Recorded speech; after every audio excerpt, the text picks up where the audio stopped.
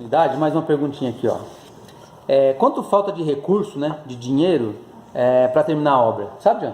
Bom, é assim, ó, ao longo da nossa história a gente observou a Conviva fazer as tais medições dela, né? Então ela fazia lá um trecho da obra e ela falava para a Caixa que ela concluiu X% e a Caixa ia lá fazer o aporte para ela. Então o que a gente tem hoje de informação é baseado nisso, né? Só que assim, a gente tem muito resserviço da obra, a gente tem muita coisa que já estragou, que precisa fazer manutenção. E outra, além disso, no processo de sinistro, a Caixa ela deu um número para a juíza, quando a juíza perguntou quantos por cento já está feito na obra, a Caixa deu um número e a Conviva deu outro. Então a própria juíza ela falou o seguinte, não se pode determinar qual que é a porcentagem já feita do empreendimento. Então esse número, pergunta quanto falta de dinheiro para construir a obra, a gente só vai conseguir depois que a gente fizer uma vistoria, um laudo pericial, que aí sim a gente chega num número mais aproximado para poder terminar a obra.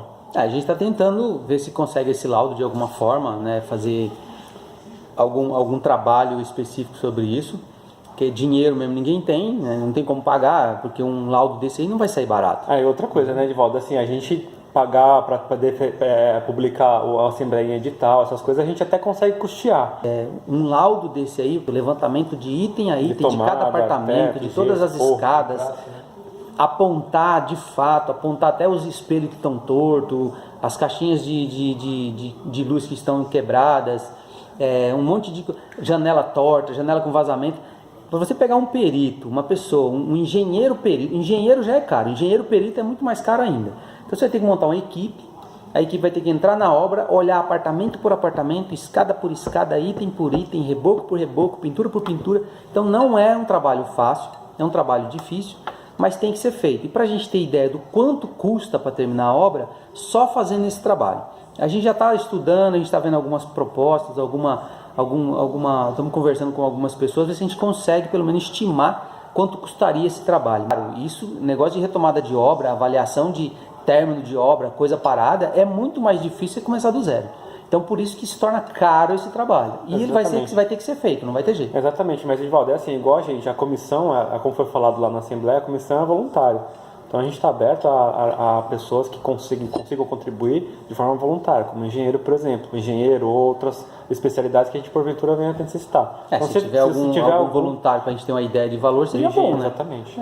Mas para a gente chegar no número mais aproximado possível, não só olhar por cima, de repente dar uma olhada mais profunda, né? Mas independente de qual valor que seja, gente, é assim, lembra nosso plano. Nosso plano é colocar isso daí na conta da Caixa, ok? É isso aí. Nós estamos trabalhando para, inclusive, esse laudo que seja pago por quem é de obrigação, Caixa ou Conviva. A gente nós estamos fora de pagar qualquer coisa que não seja ordenado pela Justiça. Se a Justiça mandar eu pagar um fornecedor que o patrimônio deve R$10, ela paga. Se a Justiça não mandar, eu não pago. Simples assim. Muito bem. Beleza? Fechou. Vamos para a próxima pergunta. Uma outra pergunta assim, de onde virá os recursos, né, o dinheiro, para a comissão terminar a obra? Bom, vai vir do seguro, certo? Que já foi derrubada a liminar. Ela vem da venda dos apartamentos que ainda são do patrimônio de afetação, dos inadimplentes que não pagaram até hoje. Período de obra. Do período de obra. Aquele valorzinho lá que você acertou com a consultora para pagar ela. Nós não estamos falando de juros de obra, evolução, nada. Nós estamos falando do período de obra. Isso. Aquele valor que todo mundo assinou o contrato dizendo que ia pagar. Que se refere, se não me falha a memória, aos 25% da venda do valor do imóvel. Você paga um período de obra, depois você paga juros de obra, que é evolução do valor financiado, uma coisa assim, tá bom? E porventura algum valor que ainda não foi liberado pela Caixa referente ao financiamento. Bem provavelmente deve ter um saldo, com certeza deve ter. Justamente. Então assim, e trabalhar na indenizatória, na indenização da obra e das famílias. Perfeito. É isso que o foco é esse. Fechou. Beleza? Beleza? É isso. Próxima pergunta. Vamos lá, ainda falando sobre valores para terminar a obra, certo? A gente tinha falado lá sobre as origens dos valores, certo? Aí a pergunta que eu quero fazer para o Edivaldo é o seguinte, Edivaldo, e se não tiver recursos do seguro, ou dos inadimplentes, ou saldo não repassado, ou ainda unidades para vender, de onde que a gente vai tirar o dinheiro? Bom, gente, isso aí seria o pior dos mundos, né? A gente não tem inadimplente para cobrar, não tem unidade para vender, não tem saldo de repasse da Caixa para a obra, não tem nada. Aí sim, neste caso especificamente, haveria um rateio. Aí todo mundo teria que colaborar para que a obra fosse finalizada. Porque seria assim o pior dos mundos mesmo. Mas não é o caso, não é o nosso caso, tá? Mas existe essa possibilidade? Eu acredito que não. Porque tem sim unidades devolvidas, que foi destratadas, tem unidades não vendidas, tem recursos. Tem saldo, a gente né, precisa passado pela saber aonde ele está e quanto é para a gente poder trabalhar no restante da aquisição desses valores para a gente dar sequência na construção. Lembrando que nós também somos adquirentes e a gente vai lutar até o final para a gente não precisar fazer rateio, certo? Ó, gente, isso aqui seria o pior dos mundos. A gente não tem recurso de nenhuma fonte, a gente não tem nada, de lugar nenhum para aportar dinheiro na obra. Aí sim haveria um rateio.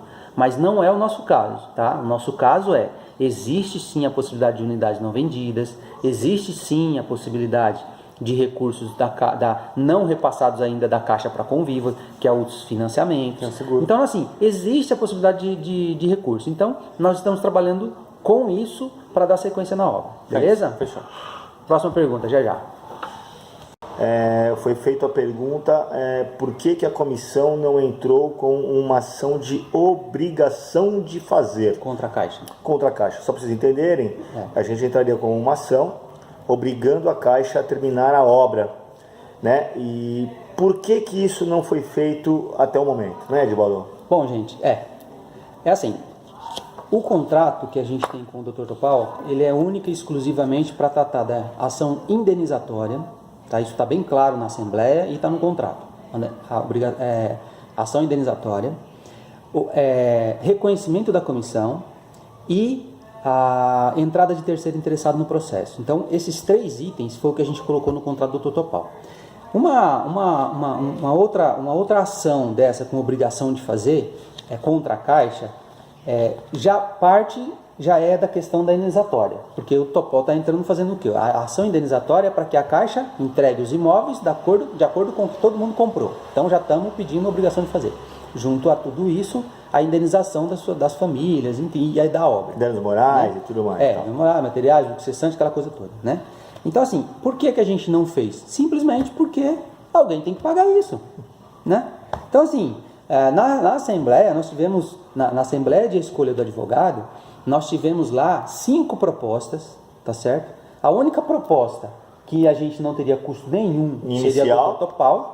A gente não está aqui dizendo que ele é melhor que todo mundo. Sim, mas é o menor custo. É o que foi escolhido pela maioria na Assembleia. Ok. Né? Então, assim, o fato dele colocar que ele trabalharia no êxito, ou seja, receber no término da ação, isso obviamente propiciou, e todo mundo votou nele exatamente por isso, porque ninguém quer ter custo agora.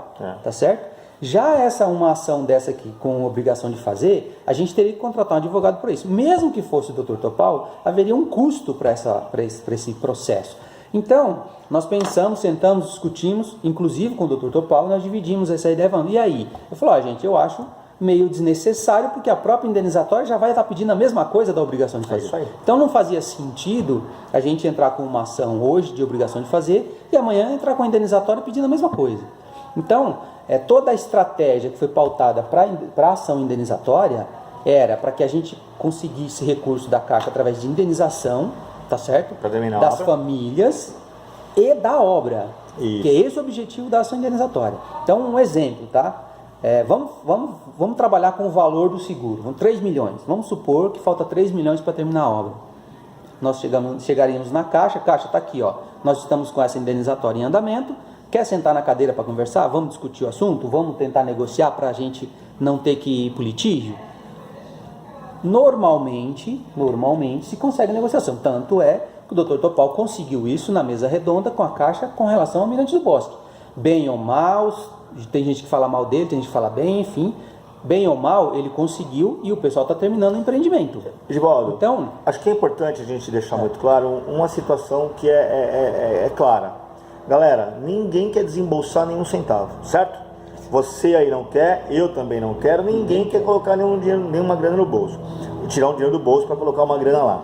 A não ser quem está morando, e aí, lógico, ela está se esforçando para receber o apartamento dela. Mas vamos dizer o seguinte, a gente entra com essa ação de obrigação de fazer e vamos dizer que lá na frente essa ação sofra um revés. Vamos dizer que a gente perca essa ação, porque é uma ação de esfera federal, é uma ação contra a Caixa, que é um ente federal e tal.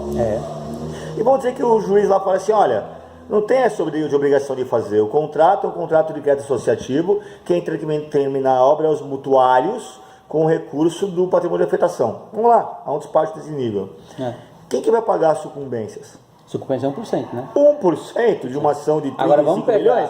Quem vai pagar? Nós? Você? Não. Então, às vezes as pessoas soltam mensagens aí nos grupos, questionando certas coisas, mas não falam de onde vem o recurso, de onde vem a grana.